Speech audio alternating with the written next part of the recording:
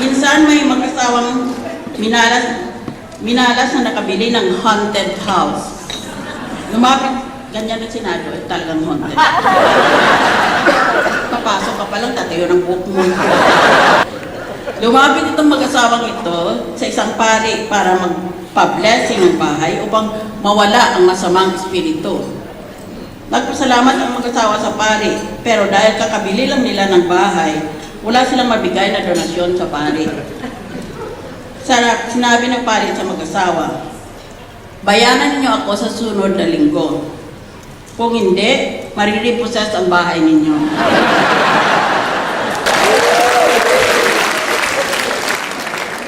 Nung bata ako, umakyat ako sa bubong ng bahay namin. Hindi ako kinaya ng bubong namin, kaya nalaglag ako. Mula noon, nauso na ang term na hulog ng langit.